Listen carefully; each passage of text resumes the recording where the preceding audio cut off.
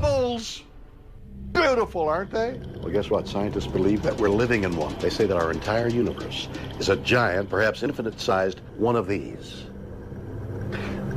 But if that's hard to comprehend, there's something else. In 2010, scientists found something extraordinary.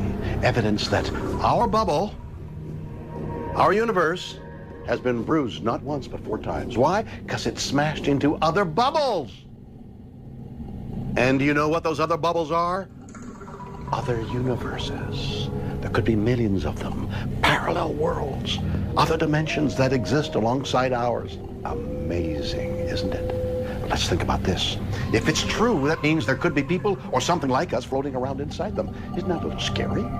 Could we, in the distant future, bump into something or someone from a neighboring dimension? Well, I've got news for you. It's happening right now. Bubbles!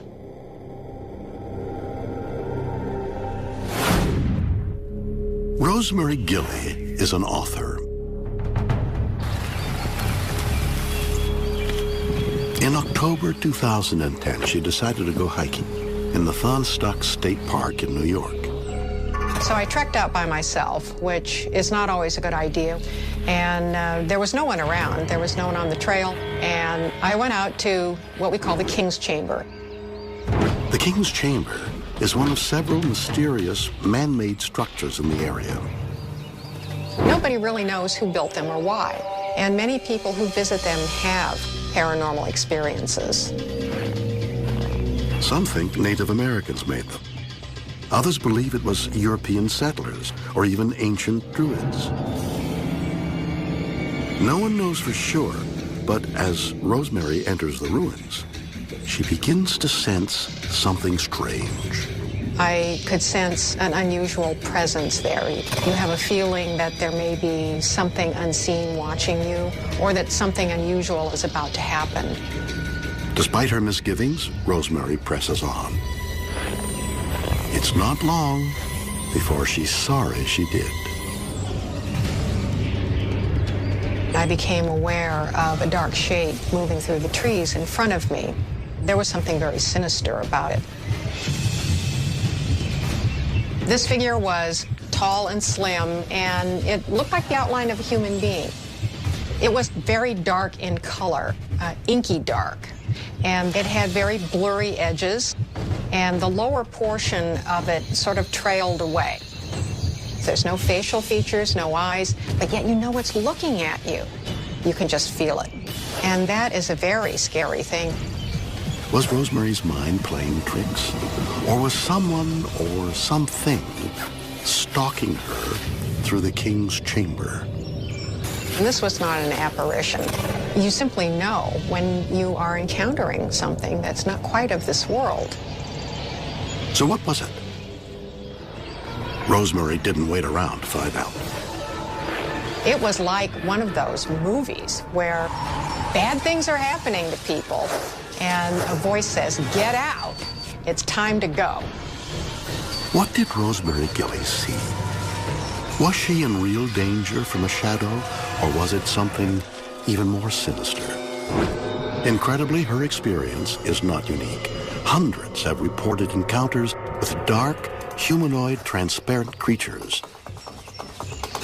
They call them shadow people. But what are they? Rosemary has come to an incredible conclusion.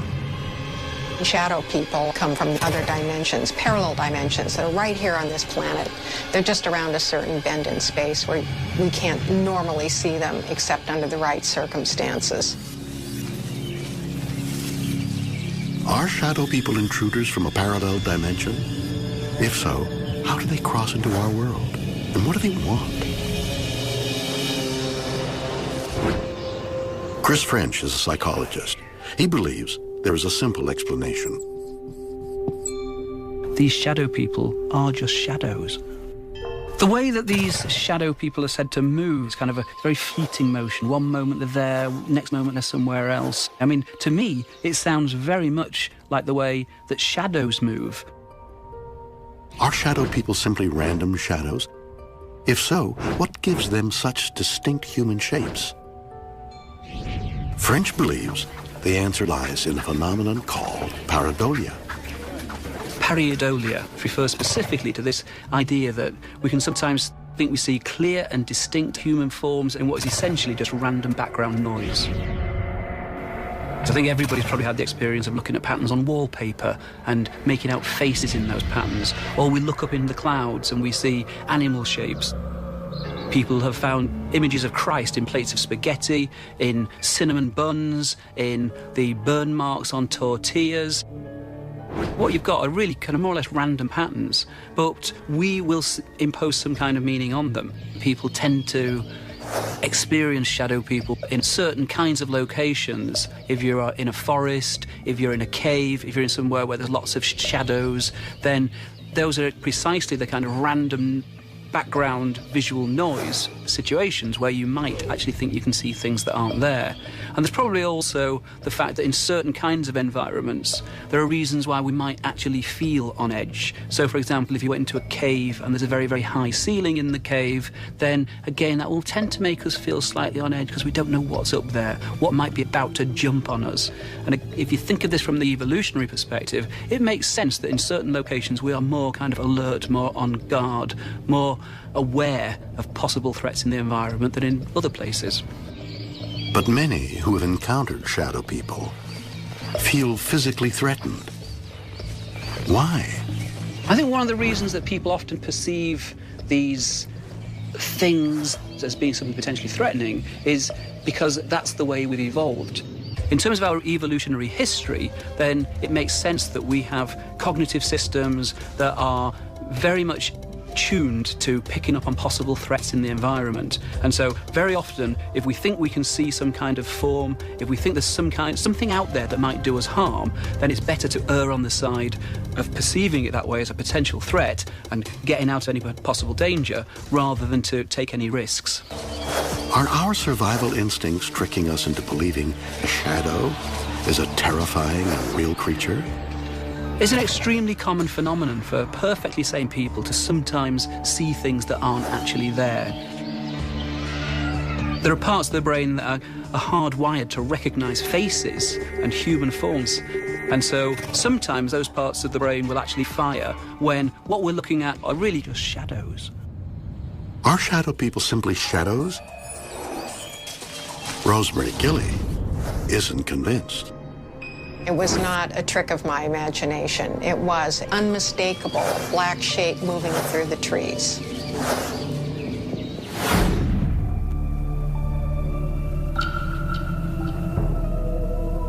You know, it's amazing how real shadows can appear. But could something like this be a terrifying shadow creature from another dimension that's come to pay us a visit?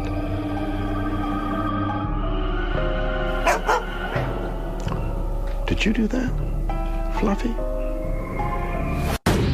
So who exactly are shadow people? Where do they come from? One man believes he has the answer.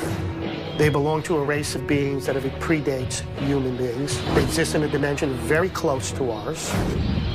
A woman has a terrifying encounter with a human-like shadow. Was it a trick of her mind or a visitor from a parallel world?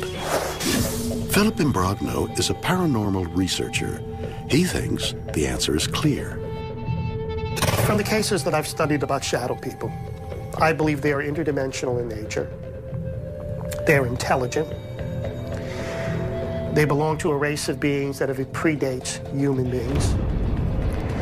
They exist in a dimension very close to ours. It's an incredible theory, but it begs one big question.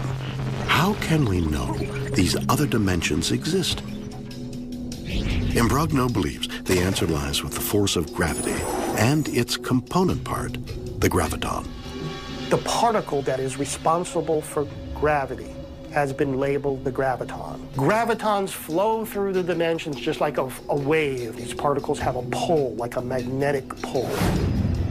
The gravity coming from our sun, reaching the Earth, should theoretically tear the Earth apart. But it doesn't. If all of these gravitons being emitted from the sun were filtered through multi-dimensions before they reach us, it could give us an indication that these other extra dimensions do, in fact, exist. If that sounds like gobbledygook, here's the simple version. Imbrogno thinks gravity is being weakened as it travels from the sun to Earth because it's being diffused as it passes through, yeah, you guessed it, other dimensions that are home to shadow people. It's an extraordinary and somewhat crazy idea, but if there are other dimensions surrounding ours, how are shadow people traveling between them and to us? Shadow people may understand the concept of gravitons more than we do. Their technology has been around thousands and thousands of years before human beings. So they may understand that they may have to focus gravitons at a particular area to open up a portal to lead into our reality. According to Imbrogno, he will soon have hard scientific evidence to support his theory. When these dimensions are opened up, we should see an influx of gravitons. This interaction can be measured. So the exciting research that I'm involved in right now is building devices that would be able to detect large amounts of gravitons to predict when shadow people would appear. Are shadow people using gravity to open portals to our dimension? And if so, what do they want? Their purpose, their agenda may vary depending upon the group of shadow people. I don't think they have one agenda. I don't think they work together as a team. I think they work together more or less in clans or groups. Some of them have certain agendas. Some of them may have different agendas. It seems to me that the main objective of the shadow person visit is to learn about us as much as they can by observing us. Some people would find that very unsettling. Usually, the prelude to an invasion is going and getting intelligence before you make your move. Some people believe this is what's being done. Did Rosemary Gilly encounter a curious shadow person? Are we facing an invasion of beings from a neighboring dimension? Should we be afraid? Very afraid? Or are they nothing but a trick of light? Weird. Or what?